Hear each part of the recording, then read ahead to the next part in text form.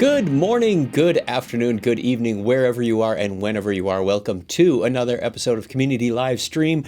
My name is Chuck Tomasi, the ServiceNow guy with the cool bow tie, coming to you from sunny Phoenix, Arizona, where it is June 10th, 2018, and I am happy to see you. Happy to share what's in our community. That is the purpose of this show, where I spend about an hour or so with you, finding random bits of information and sharing it with you, not only providing the answer, but how I got to the answer so that you can use those same reason, deductive skills, whatever you want to call them, to solve problems in your own enterprise when you are developing applications, when you are working with the platform, when you are extending existing applications. That's what I'm here for, is to help share that knowledge of the last 10 years in ServiceNow that I've got and make you a better administrator, developer, better architect, whatever it takes. Understand what those things are as I know them today. Of course, things may change. We've got releases coming out all the time and best practices change and software evolves. So what I know today is what I know today, and I'm happy to share it with you. Thank you for watching live. If you're watching live on the YouTube, Ustream, I haven't used that in ages. If you're watching on YouTube, then go ahead and click that like button if you find something helpful in there. So I encourage you to subscribe to the channel so you get notifications every day. Good morning, Todd from Florida. If you give me a chat, I'll give you a shout out. Pop a little chat in there, tell me who you are, where you're from. We've got a regular crew that usually meets up here on a daily basis. I do this show every Monday through Friday when it's possible. If I'm not on a business trip, if I'm not out sick or stayed up too late the night before, I might have to fly somewhere for a developer meetup and come back late that night. Probably not going to have a show that next morning. You need to recuperate. But whenever possible, I will be doing this every day, Monday through Friday at 1 p.m. UTC, and I leave the time zone math to you. So that's why I say good morning, good afternoon, good evening. It may be 10 p.m. in Australia. God bless you for staying up late and watching. It may be 6 a.m. in California. Thank you for watching. I appreciate it. Good morning. Carolyn is checking in from Delaware. Glad to see you back. Hope you had a wonderful trip, Carolyn, and all things went safely. We also simulcast this on Twitch. A few people watch over there as well. Twitch.tv/NOWCommunity is where you can find that if that's your preference. I'm perfectly okay with that. The only difference is Twitch keeps our videos around for about 2 weeks. YouTube keeps them around forever.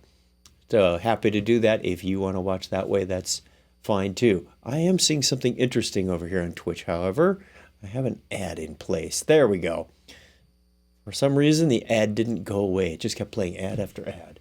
So I had to hit skip ad. Crazy. I know. Audio seems to be working well. Video stream is up. We have work to do. Let's just quickly mention that the developer community, the developer site, developer.servicenow is available. You get a free personal developer instance there. Meetup notifications over there.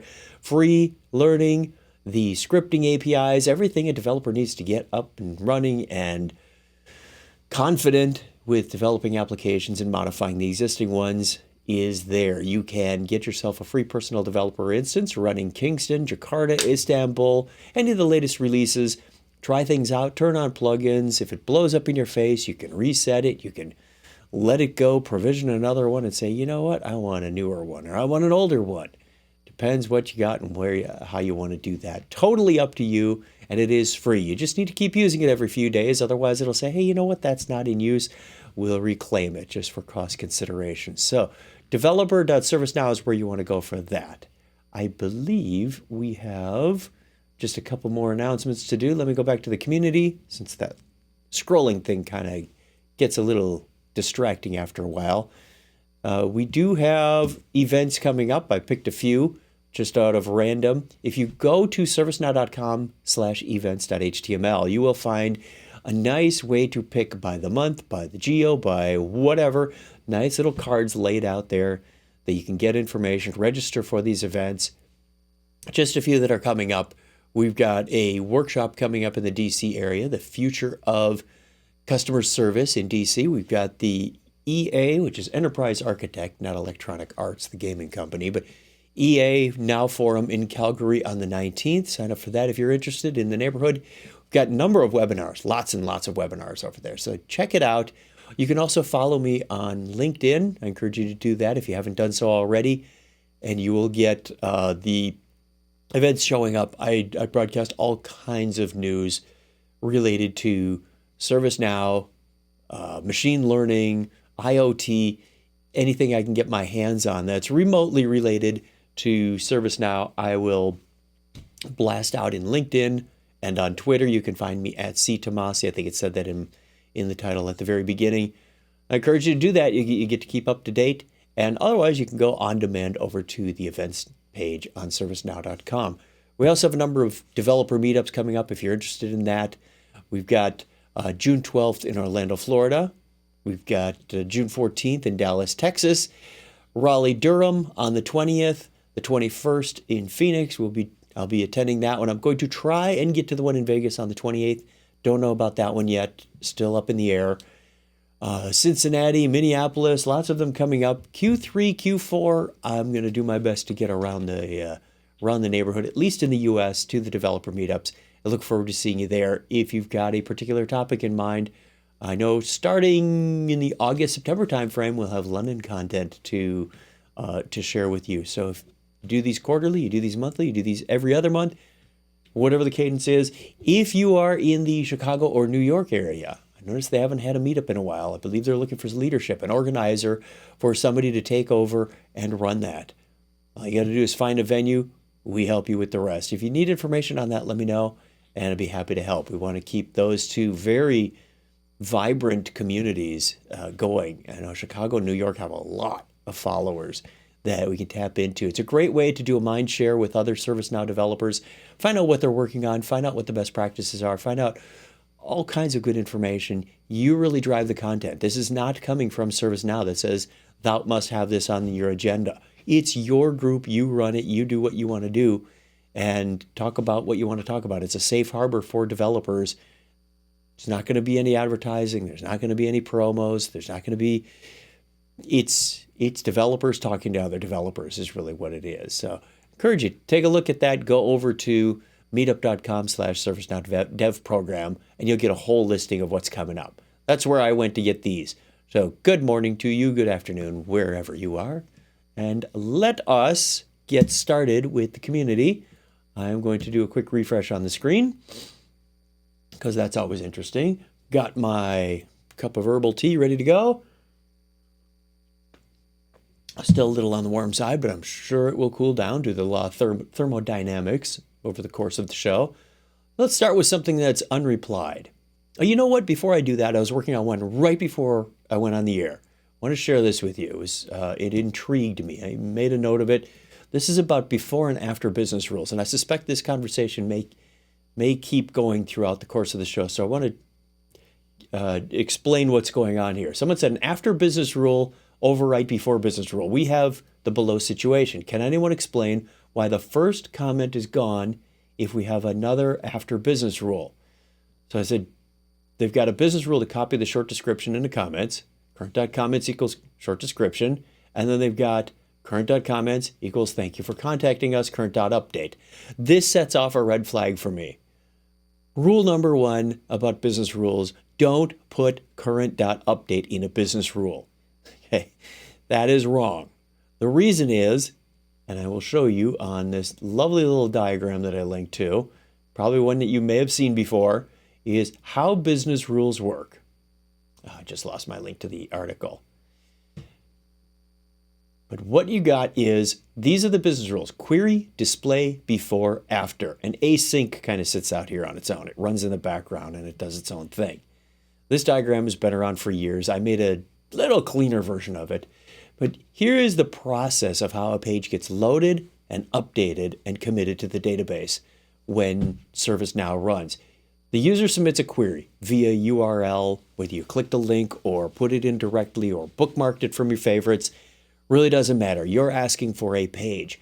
And then it runs query rules. It says, do I need to apply any additional filters to this? In the case of Things like users, you may not be able to see all the users. We may have a before query business rule that filters them out.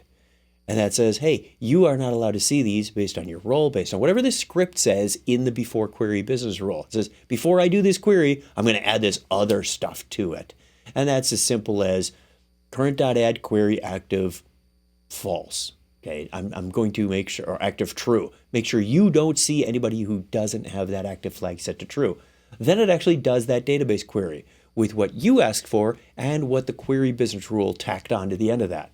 It says, all right, go get me all the user records, for example. Then it runs display rules. Display rules are run before the form gets loaded. Common use case for this is to load up a thing called the G Scratchpad. This is an object that the system has available to you. Think of it as an empty box. And you can put things into it and send that information to the client side, because the only thing that the client really understands is HTML, CSS, and JavaScript at the end of the day. So we're building this object for you on the server side to things that aren't readily available to you on the client side, or that you may have to do a return AJAX query from client to server back to client, when you could just do this push operation right up front with a display business rule. Does this form have any attachments? Well, there's a current.hasAttachments method that's available on the server side, but not on the client side. So you could say, yes, it has attachments, or it has 5 attachments, or whatever you want to do to get that information to the client. It's a one-time push when the form is loaded. Here you go. It's not dynamic. It's not kept up to date. That you would need as a AJAX thing, which I'm not going to talk about here. So that's display rules. Then the user tap, tap, tap, click, click, click, makes changes to the form in this section right between display rules and form submit. You're doing what you want to do with that form. And finally, you hit save, update, submit, whatever action that is that says it's time to take whatever's in my browser on my local laptop display and save that back to ServiceNow. That's this action over here. The form submit happens over there.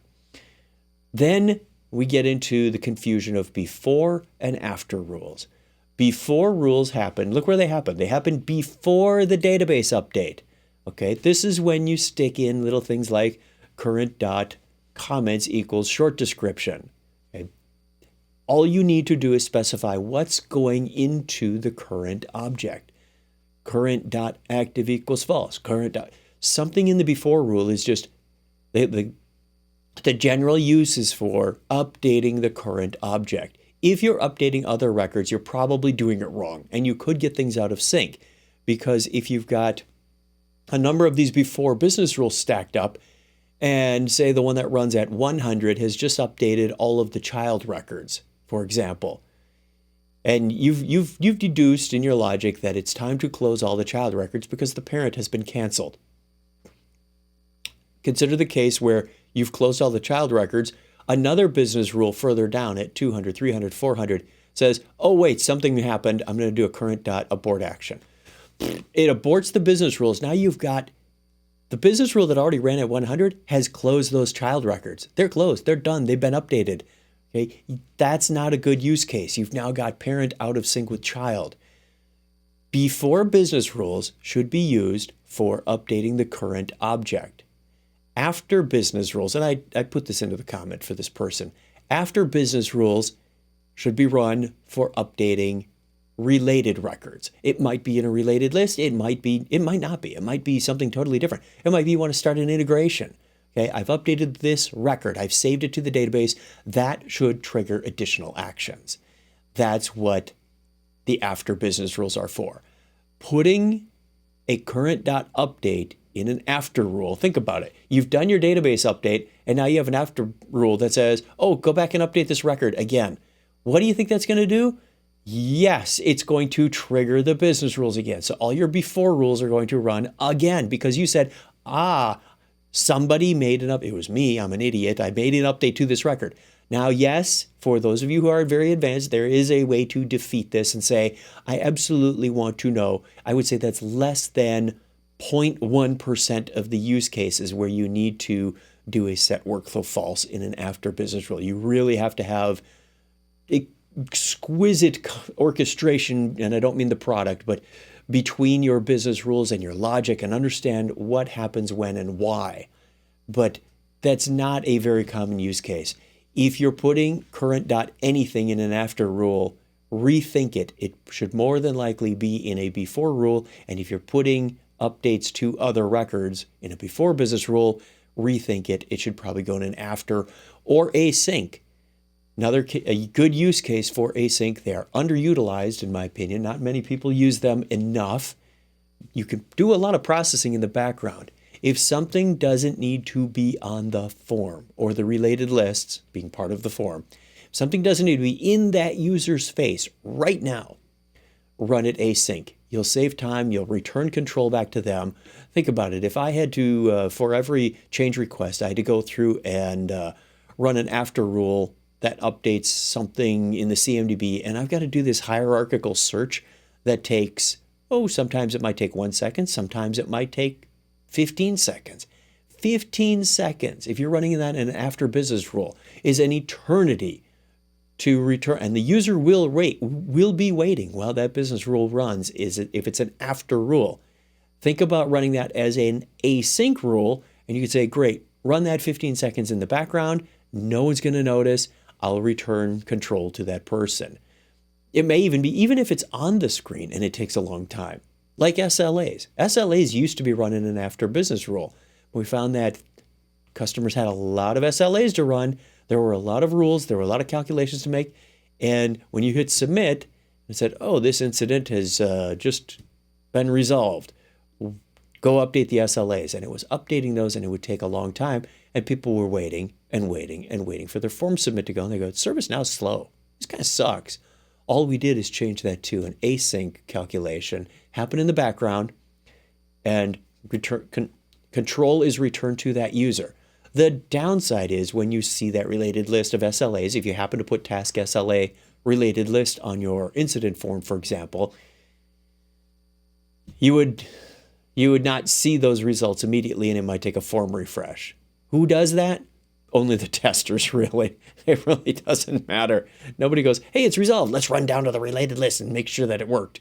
That's very, very rare in production. So nobody really cared. And it wasn't that big of an impact. So think about what the user experience is going to be like as you're doing these before, after async business rules. And you could write more effective, more productive, more responsive code and have happier users, have happier administrators. It's a great thing. So I don't do this spiel on business rules all that often. It is a very common and very misunderstood concept by a lot of people. So I wanted to throw that one out there as a starter. Hope that was informative. Again, if you like it, if you found that useful, click that good old helpful button, the thumbs up. Subscribe to the YouTube channel. Get notified when this video comes out and when other things come out. I think I'm still like 1 in 3 or 1 of 4 videos, and I do a video every day for the community. It's crazy. All right, I was blathering for about 10 minutes there. Let's see what's happened since I left. Hit unreplied. Interesting. How to auto-populate date field to Sunday of current week when we open the form. Well, you know what? This sounds like a before query business rule. I want to populate the current week Sunday date on the date field on form load. Business rule. Date calculations are a mess. I don't like them. I don't care where I'm doing them. They just never seem to go quite the way I want. But you can do this quite easily. I'm going to bring up my wonderful text editor. And let's do an exercise together. This is kind of live coding happy hour-ish. I'm going to bring up my developer instance, go to scripts background, and if I use the glide date time, instantiate that object, I can find out what the date is. Now, they just want the date portion. I'll get that out later. I find it easier to have a whole date time and then lop off the part that I need. I could say, what is the current day of the week? So var today num equals std.getDayOfWeek local time. I believe this is where I go to the developer instance, which I had over here, and look up glide date time. Magnifying glass in the upper right. And I don't remember all the methods that are available, but in the API, we can see there's a constructor called glide date time. And down here, waiting. Slow browser, take a drink. Some kind of berry thing. B-E-R-R-Y, not B-U-R-R-Y. I had a hearing test last week, and they kept throwing homonyms at me, and I was getting distracted. So glide date time is how we're going to instantiate that. Over on the left, you can see I've got my classes. Here's glide date time. And in the glide date time, I have get day of week local time. Now, Sunday is 7. This is where it's going to get a little messy because I should ask, do you consider Sunday at the end of the week or Sunday at the beginning of the week? I'm going to clarify this so we can write this script either way. Do you consider Sunday the first day of the week or the last? For example, if I gave today's date of 10 June, I'm going to write it in this format just so it's not ambiguous to anybody, 2018, would you consider this Sunday to be the 9th? Oops, it's the 11th today. Did I say it's the 10th today? It's actually the 11th. Apologies. My brain is stuck on Sunday. It's a good thing we're doing this exercise. It is the 11th, Monday, the 11th of... Okay, Sunday be the 10th or the 17th. You know how I knew that? Because I labeled a whole bunch of CDs yesterday with Sunday's date, and I wrote 6, 10, 18 about 100 times. That's important because if I'm going to say today is 1, then I want to add 6, which is 7 minus 1. If I consider yesterday, then I have to do the math a little bit differently. So how I'm doing that? Kevin says, everyone I've spoken to feels the weekend went by too quickly. Felt like a regular weekend to me. There was a lot to do. I didn't get nearly everything done that was on my to-do list, so it goes to next weekend, which will have even less time because we have a big social gathering to do. I did have an interesting circular reference in the social media world and in the real world. It's kind of weird. But as many of you know, I've been doing podcasts for about 12, 13 years, and it's not unusual anymore. Used to be really fascinating when somebody say, hey, I listened to your podcast. And I get that quite a bit, obviously, from the ServiceNow community. If I go to Knowledge, people say, I love your videos. That's a cool thing. I still enjoy that. It's not as rare as it used to be. So Friday, we were at a social get-together, and I met a gentleman who I've never met before. His name is Mike. And he said, hey, I listened to one of your podcasts. And I said, that's cool. What else do you listen to? And he said, I listened to the IoT podcast. It's called the Internet of Things. It's at iotpodcast.com. There you go. Plug if you're interested in IoT. They have good information. Usually at the consumer level. My interest is still more at the engineering level about protocols and hardware and everything from CPUs and controllers to diodes and transistors. What can I build out of this? And I've got a pocket full of parts. So anyway, he said, I listened to the IoT podcast. Well, that night, he mentioned on Facebook, he said it was great meeting Chuck Tomasi at this meetup. And one of the co-hosts from that show responded back and said, wow, Chuck Tomasi from ServiceNow, we gave them a shout out on our last episode about the Alexa integration with ServiceNow. That was just kind of weird because it went from MeetSpace to podcast space to someone else's podcast back to workspace, and just I never had that sort of circular reference go around that way before. So it's kind of cool. Whatever work and hobby collide, which what you're watching right now is a direct descendant of my hobby, is always interesting. I was fascinated and very honored and thrilled that that happened. And I responded back to Kevin. Kevin's the guy from the show. I said, Kevin, if you're ever interested in talking more about IoT, the projects I've built, ServiceNow integrations, or podcasting in general, be happy to talk to you. So that'd be fun. That was one of the highlights of my weekend. Had a great time. Great time. Okay, so that was the date thing. Still waiting to hear back from that. We were going to start building that. In terms of that, I want to find out.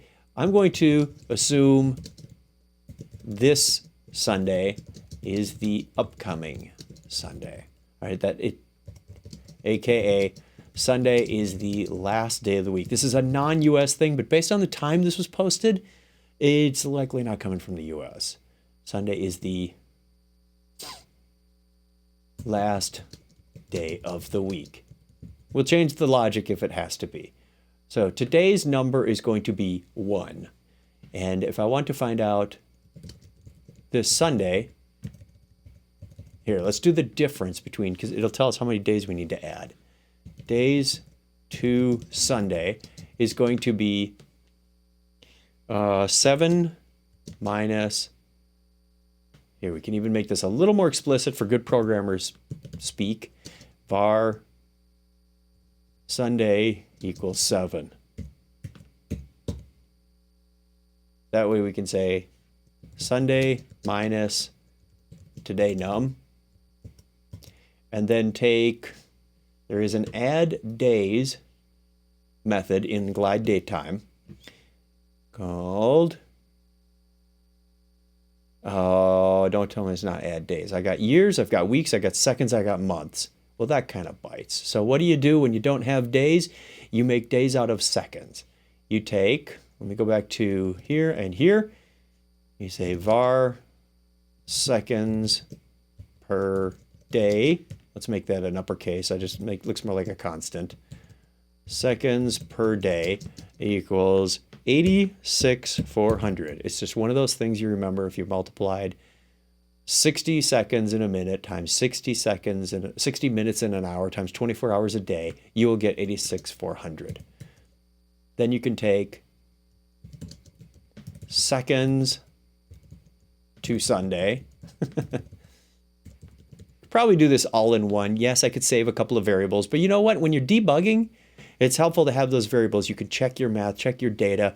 If you do this all in one and say, how many days do I need to add? How many seconds do I need to add to get there? You could slam this all into one statement and do gdt.add seconds, and then in the parentheses, do all your math, including it gets a little convoluted. Don't over obfuscate in the effort to save a few variables. It'll make it harder to debug, harder to maintain, harder for somebody else to read and go, what is all this? Make it a little easier. Put in constants like this. I mean, I didn't need to put seconds per day equals 86,400, but I do.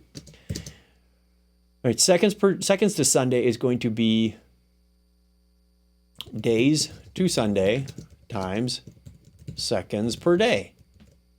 Right? And I could even throw in a statement in here that says seconds to Sunday equals seconds to Sunday. Let's find out if that's true. In here, I can do the same thing and say how many days. It's going to be a big number, and I'm going to have a hard time validating that. So let's start with the little number and do days. Another good practice, build up slowly. Don't try and write the whole script all at once. Make sure you spell your variable names right. That's another good one. Run that in global space.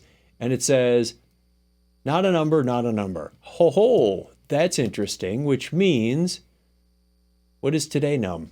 Did it get back the right number? Interesting, interesting.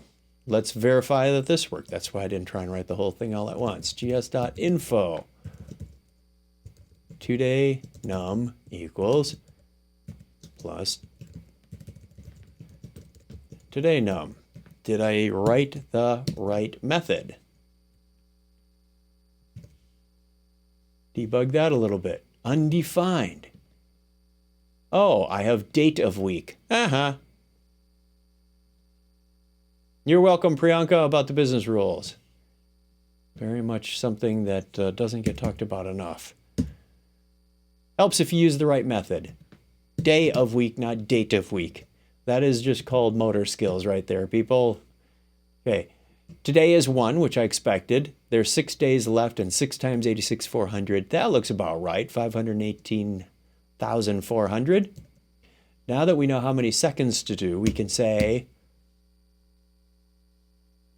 just pump that into add seconds, which is this method, to that, right? And say var gdt dot add seconds to Sunday. That simply adds the seconds. Add the seconds to this Sunday. And it will say 5 or 6:30 a.m. my local time. Let's then get the date part. Var glide date equals gdt dot get date. And then we can just verify it with gs.info. The upcoming Sunday is, now remember, this is where it gets fun with dates. Dates store, internally they store things in UTC. If you say get value, you will get that value. If you say get display value, you will get it in the local time. So if I do gd get display value, I should have the right time zones and everything applied for what I expect in this experience. And of course, Sunday the 17th is the next Sunday. I can try this, interestingly enough, I can do an easy use case and say, what if it is not next Monday, the 18th, but let's do Saturday. So 2000, see if I can hit a single quote there, 2018 06 16, that would be Saturday. And I'll do 9 a.m. just for completeness sake. I know I could probably do that all back here because I only changed one little thing. And it says, yes, the upcoming Sunday is that. Let's change that to the 20th. And I should then see the 24th become the next Sunday. That part's working. So let's give them this in there. Pop that up. Has anybody responded to this yet to tell me what they think the date is? Here's a script to roll forward to the next Sunday. I've left in some debug statements so you can try it in scripts background and learn more about these methods. Let's use the little scripty-doo thing here. Make sure I did not put in my full debug date. We want the current date, not a fixed date. Put that in, reply, ding. There we are. Another one. Down it goes. All right, where are we? I thought clicking reply here would refresh, but we'll do a complete page refresh. It is over half past the hour. Alternative for jelly script in macro, which is used in catalog table variable. Wow.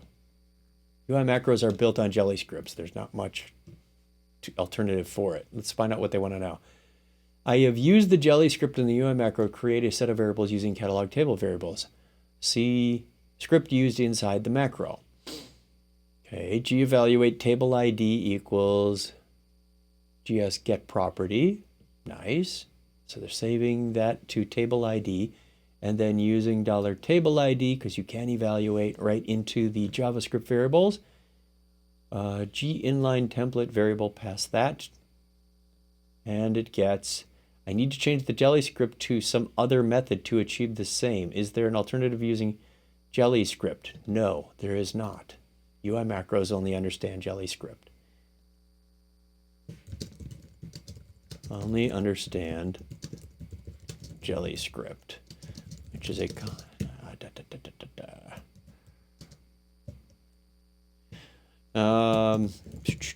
put in a listing to, if you need more information about Jelly, take a look at episodes 1, 2, and 3. 1, 2, and 3 of Tech Now in the link below.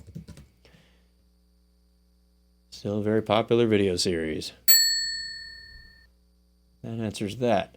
How to auto-populate the date field? Those are my two replies. How do I configure Discovery for my personal instance to integrate with AWS Azure of a private organization? IT operations management. Not going to go there. It's not my specialty. I am all about the development of custom applications, integrations, and the platform in general.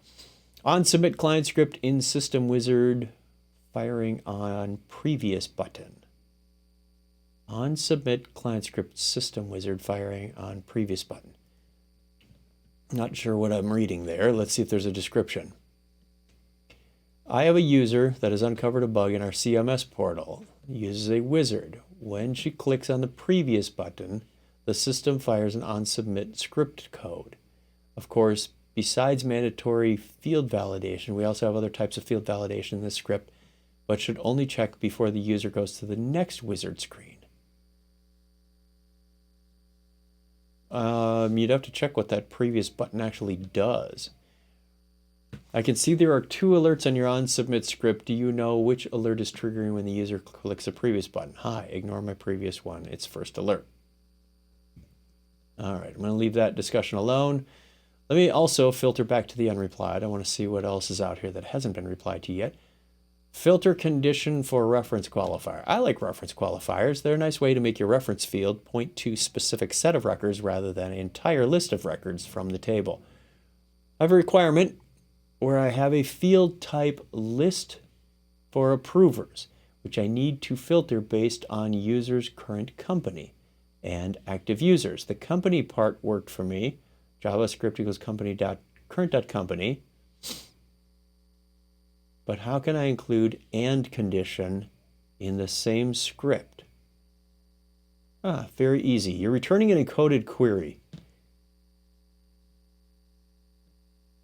So the whole point, you would do something like this. JavaScript company equals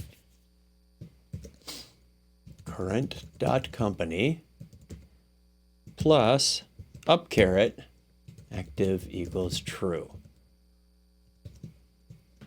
The whole point of the reference qualifier is to return an encoded query to the system.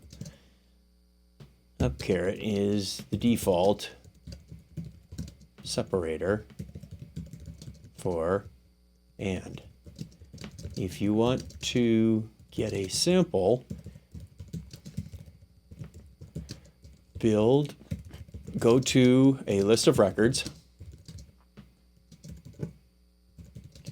and build the filter you want. Then right-click on the blue breadcrumbs at the top and select Copy Query to see what you've built using the condition builder.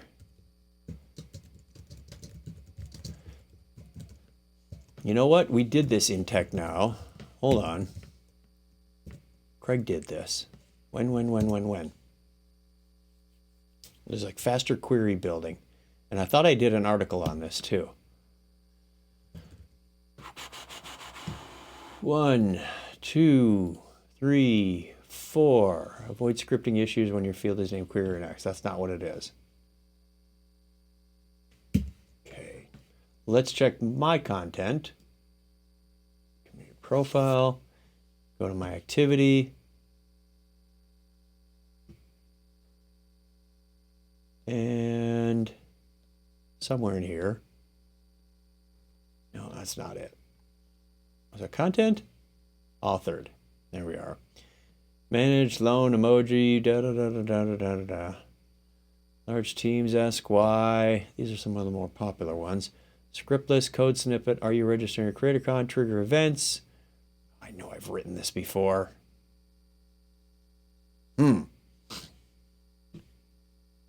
What was it? Faster queries?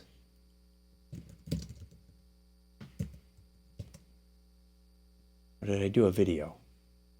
No, I really can't remember. I hate it when I've done content. Now I can't remember where it is. Reference qualifier. Da, da, da. Well, I'm not going to be able to reference that one from here. By the time I've talked, somebody's probably already beat me to that response. Nope. Okay. There's a whole lot more to be said about that. And there is a wonderful page. I guess I could have put in from the docs page, encoded queries. Encoded query. Encoded query strings are the way that the system does a database independent query to the system. So active equals true, very straightforward there. The active field has to have a value of true. Category is network. Roles equals ITIL. It doesn't matter if there's Oracle behind the system or MySQL, which is the most common one, but it will be able to take this encoded query and put it together. If I still have this up here, let's add a reference to that. I can still go back and edit. And then say reference docs encoded query strings. They're not as scary if you stick with the simple ones. They're not as scary as you might seem, as you might think at first. Okay, you start out simple. And we were playing around with this a little bit last week. Here's a good use case. Still trying to figure out where this works and where this doesn't, but let's take this case of incidents. Your typical incident list. Let me remove all conditions on here.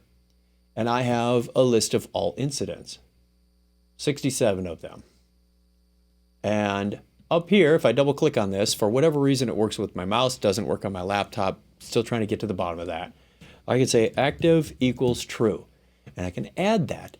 That is effectively the same thing as going into the condition builder and saying active is true, run the query, and if I copy the query, that was that trick that I just showed where you right click on the breadcrumbs out here and say copy query. It will copy to the clipboard, excuse me, and in there is the query.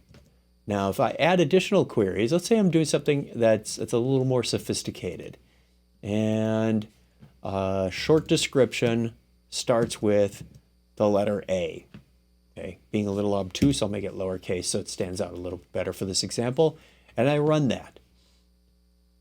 I now have 2 records and copy that query, and it looks like this. There's the active equals true part, and then this up caret joins the 2 conditions together. Short description, here's starts with, it's all mashed together, A. This is my encoded query to give me that filter. And I can also say something like assigned to is Beth Anglin. Here, let's take this part off and say, and priority is one of 1, 2, go. Right? That's getting a little crazy now. Active is true, assigned to is Beth, priority is 1, 2, 3. You copy the query and look at that. I encourage you to do this once in a while. Take a look at the queries that are being built. Here's the active is true part again. Here's assigned to, and it is a sysid. But the breadcrumb is obviously going to be nice to me and show me the display value of that. And then priority in 1 and 2. Again, these are all ands. If you start joining together with ors, you're going to see something different. It'll say up caret or. But take a look at them. Then you can use these in your queries if you want, in your reference qualifier. So if I didn't know who it was assigned to and I was putting this into a script, I could take this, make that a little wider so you can see the whole thing all at once.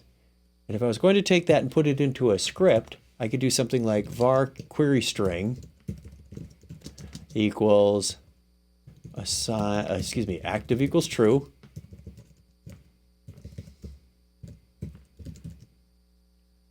Then plus, and I didn't know what the sys of that person was. I could say, let's make that a variable. Maybe var user ID equals gs.getUserID, which is a way of saying whoever's at the keyboard at the browser right now, put their name in there, put their sys in there. And then I could say assign to equals, and instead of this hard-coded sys I put in user ID plus the rest of this stuff. This would find all of the active priority 1s and 2s for whoever is logged into the system. I need that up caret. Oops, I already got it. Thank you very much. That would be a bad query, and it would go, I don't like that part, never mind. If I were going to script this, I could then say var inc equals new. You know what? I've taken a new standard in the last few months and put gr to help understand what data type the variable is.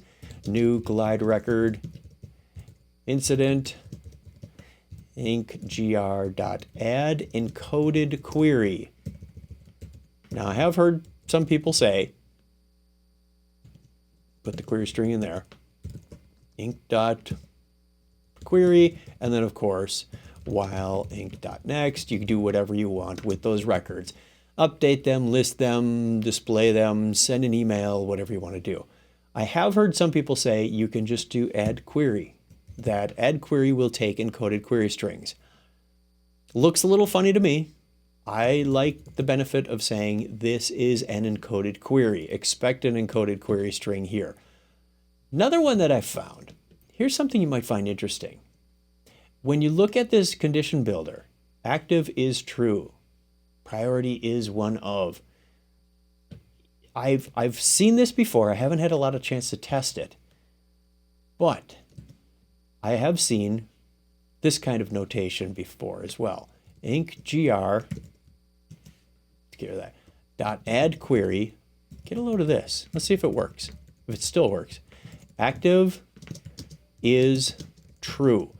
This is the notation that you'll often see in the documentation. How to write this condition with the operator there. I don't know if it's space delimited or not. Let's then do gs.info number equals inc gr.getValue number, get the value of the number field, and just display it. I'm not sorting, I'm not limiting, I'm not doing anything. There's only 67 records in there. If it's active, it's even fewer. I want to see if that still works. Okay, inc is not defined. Oops, I violated my own best practice and said gr there, copy that. Try that. Look at that. Has anybody ever used that notation? Now, I don't know how much of this you can string together. Let's see if it works without spaces. Isn't that bizarre? I mean, it's quite readable. In a way, I like it because of the readability. Let's do that. Okay, apparently it doesn't mind the spaces. Let's stick on another one. Inc gr add query.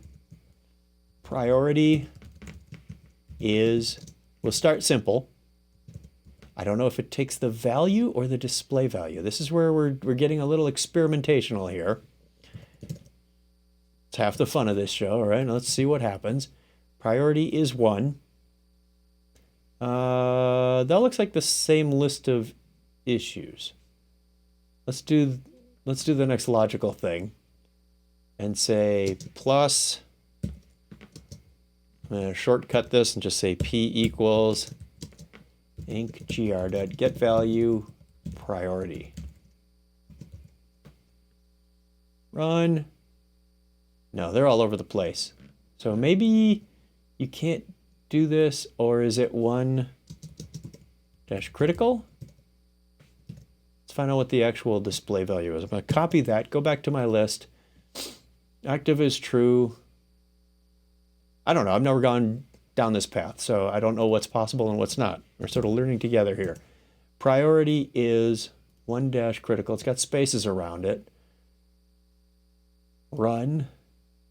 And that returns 15 records. So if I go to scripts background, paste that in, I think I would get 15 records.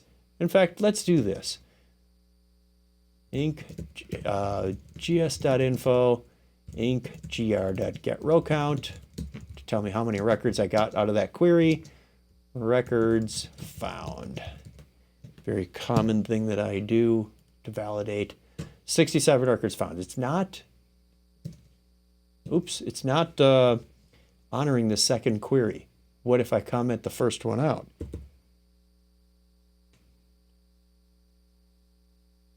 You think?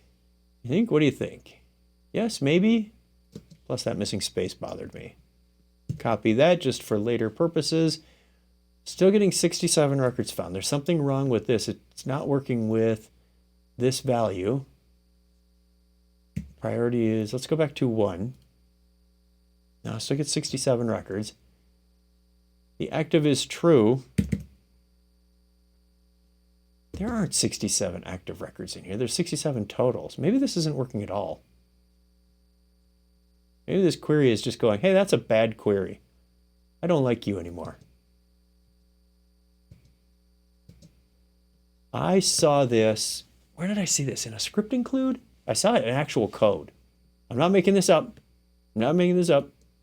Nope, still getting 67 records. Let me see if I can find that out. How would I search for that? Let's do what is it? Script includes. We'll go system definition, script includes. Script contains an add query. How many does that narrow it down for me? 647. Keep looking. And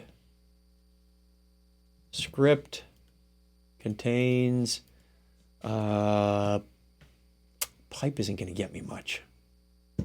But let's find out. 310. I'm not going to look through 310 yet. Let me see if I can, maybe active space pipe. 11. Okay, that's an interesting number. I'm going to start with task SLA. Very common, been around for a while. Let's see if we can find, wait for this thing to finish loading. That's the description field. Give me the script. And search for active pipe. No, that's not quite what I wanted. Look for another one. No, no, that might be a little too common to find. Okay, at line 226 and line 689, same thing over and over and over. We're not getting there. I want to find something that's also a little bit older. Oh, wait a minute. What about instead of something pipe, maybe space pipe space? Maybe? I don't know what it's going to do to that thing. Back to 305. I don't think that's quite what I'm looking for. That could even be a bitwise operator for all I know. Space pipe space search. Okay, the query came up and said that it was there, but we're not sure. I'm going to have to look into this. I don't know exactly where I saw that, but it's an interesting exploration project.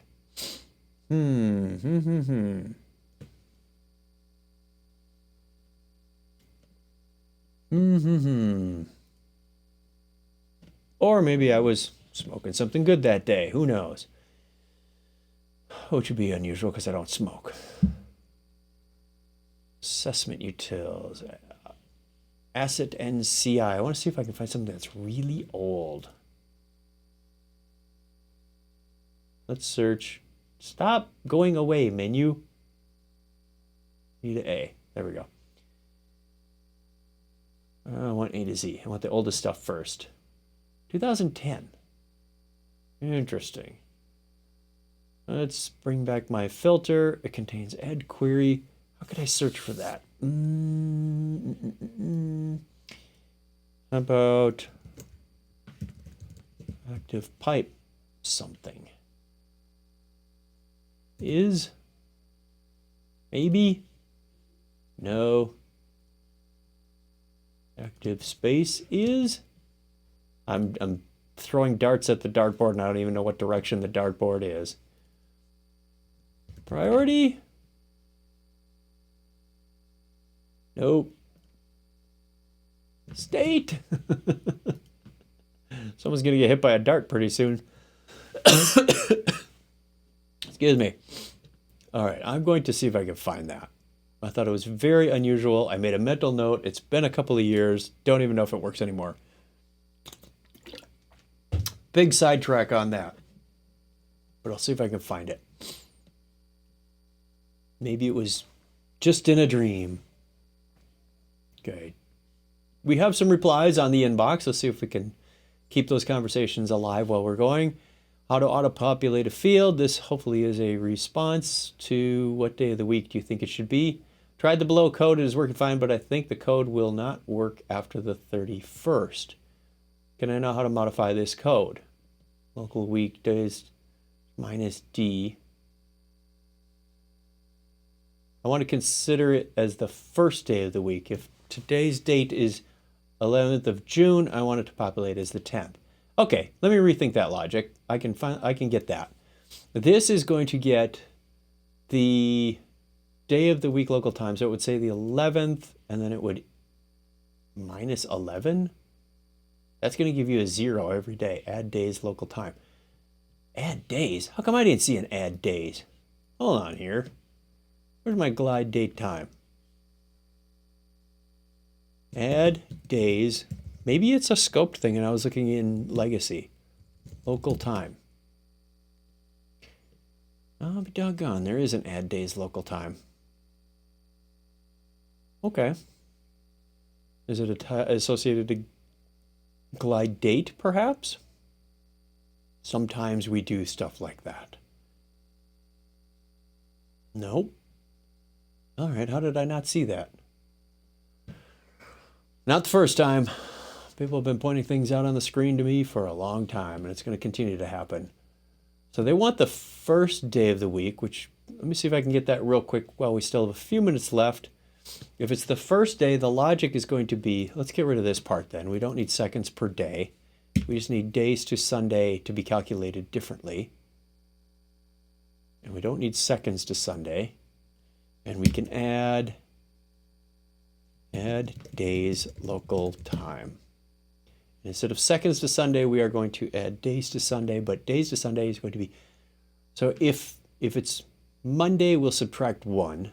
If it's Tuesday, we'll subtract 2. If it's Wednesday, we'll subtract 3. As long as it's not, if it's 7, we'll subtract 7. So it's going to be 7. Okay, we need a little logic in here. If today num not equal to 7, because it's going to be Sunday, then you take gdt.add days local time minus today num. That should give us the Sunday.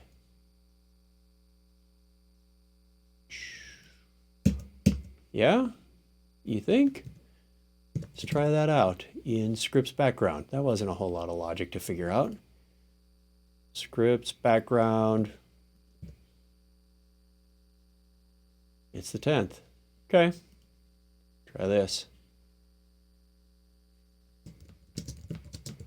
Don't forget, you don't want to add or subtract anything on Sunday. Put in the JavaScript code, paste that in there, and reply. And hit the bell again. What else did we have in the inbox? Oops, I'm already on the inbox. How do I go about getting a plugin enabled? Would like to see MetricBase. This was from 6 months ago. Didn't see the MetricBase and the Kingston plugins for my instance. I think it's because it's still in beta. Response. Where's the latest response? This is from our Rataj. Is that at the bottom of this thread? Yes. As MetricBase is actually a separate database and separate subscription, so it will not be available for PDI, but you can install it on your company test instance for proof of concept. That is what I discovered as well. Even though I have access to enable that plugin, you still need some other stuff hooked up to make it work. Bit of interesting information in here. I've seen this question before, so I wanted to present it real quick before I go. The automated test framework, we've had a number of people say we want to disable the rollback feature. One of the nice things about ATF is that it resets to whatever the state of the instance was before the test was run. So if you're creating an incident, for example, and you want to test that incident has happened, you're not making a whole bunch of these test incidents on your instance. Well, there's a tongue twister. And then later have to do a cleanup. Because sometimes when you do another test, if there's data there, it's going to impact the way the test runs. So the ideal situation is you have your setup, you run your test, and then you have your cleanup. This is all taken care of for you in the cleanup. The cleanup part is because it rolls back everything except, I believe it's anything you write in the log, but don't quote me on that. Well, somebody said, well, that doesn't work if you're writing an integration because you need to set up this record so that the integration kicks off and then you can test all that, There is a property you can put on the table. It says if you would like to disable ATF rollback feature for a specific table, you must add the attribute exclude from rollback equals true. I did not see this documented anywhere. In fact, let me look for that real quick. Exclude from rollback. I was searching through the system properties list. That is our product documentation. Exclude from rollback. Maybe it's in the ATF stuff. No, it's not in there anywhere. So this came from somewhere deep in the ServiceNow internal knowledge code bowels. They said, well, that's wonderful that you want it that way. How do you test records for E2E test integrations and generate test data? So that was the whole thing. I said, wow, I didn't know about that property. So I stuck that away in my little Evernote database of cool stuff to know. Don't know if I'll ever need it again, but if I ever have to search for it, I will find it. So ATF does have a way to defeat on a per table basis if you're interested in that. So bit of random knowledge that I didn't want to let get away. That's going to take care of it for today. Thank you very much for joining me. If you found this video helpful in some way, shape, form, click that like button on the video. Subscribe to the channel so you get notification when the video stream goes live and when the ServiceNow community channel puts any other content out there. Take a look at the ServiceNow developer meetups. I encourage you to go to developer.servicenow.com. Get yourself a free personal developer instance. Learn all you can about the platform. There is a lot, and it is a cool thing to do. So until tomorrow, I look forward to seeing you then. Have a great day. Learn something, share something, be a hero. Take care. Bye now.